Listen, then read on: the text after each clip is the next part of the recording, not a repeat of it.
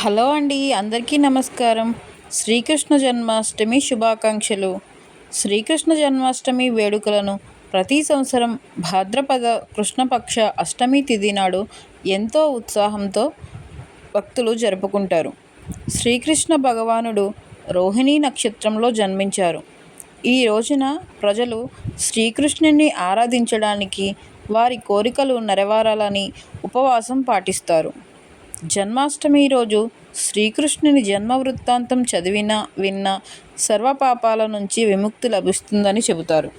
అయితే శ్రీకృష్ణుని జన్మ వృత్తాంతాన్ని తెలుసుకుందాం. పురాణాల ప్రకారం ద్వాపర యుగంలో మధురలో ఉగ్రసేనుడు అనే రాజు ఉండేవాడు.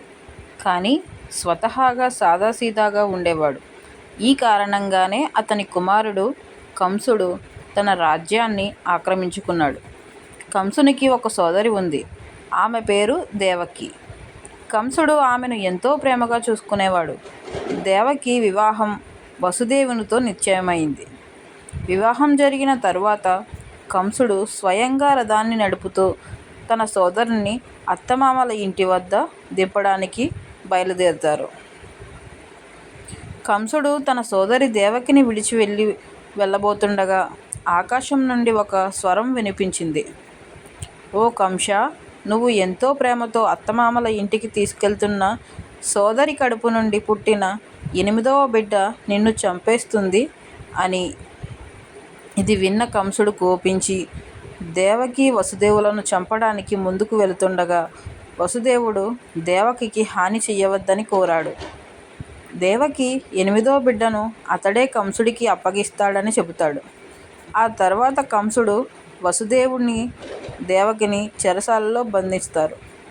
దీంతోపాటు ఆయన చుట్టూ కట్టుదిట్టమైన భద్రతను ఏర్పాటు చేస్తారు. కంసుడు మరణ భయంతో దేవకికి పుట్టిన 7 పిల్లలను చంపేస్తాడు.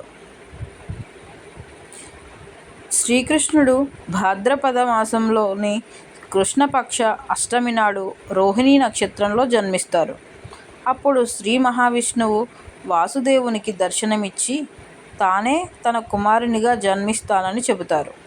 తాను జన్మించిన తరువాత బృందావనంలోని తన స్నేహితుడైన నందుని ఇంట్లో శ్రీకృష్ణుని విడిచిపెట్టి యశోద గర్భం నుండి పుట్టిన అమ్మాయిని చెరసాలకు తీసుకురావాలని, ఆమెను కంసునికి అప్పగించాలని చెబుతాడు. విష్ణు ఆజ్ఞపై వాసుదేవుడు శ్రీకృష్ణుణ్ణి ఒక గంపలో పడుకోబెట్టి తలపై ఉంచి నందుని ఇంటికి వెళతాడు. విష్ణు భ్రాంతి కారణంగా కాపలాదారులందరూ మత్తులో మునిగి నిద్రపోతుంటారు.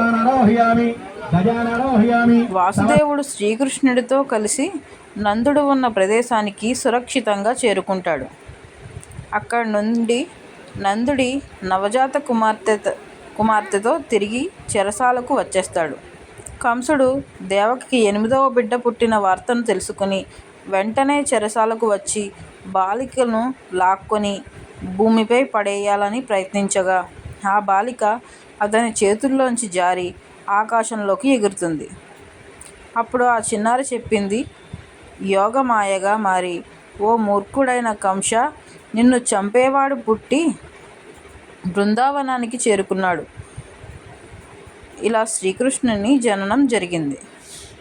ఈ వీడియో మీకు నచ్చినట్లయితే ఒక లైక్ చేయండి, సబ్స్క్రైబ్ చేయండి. Thank you for watching.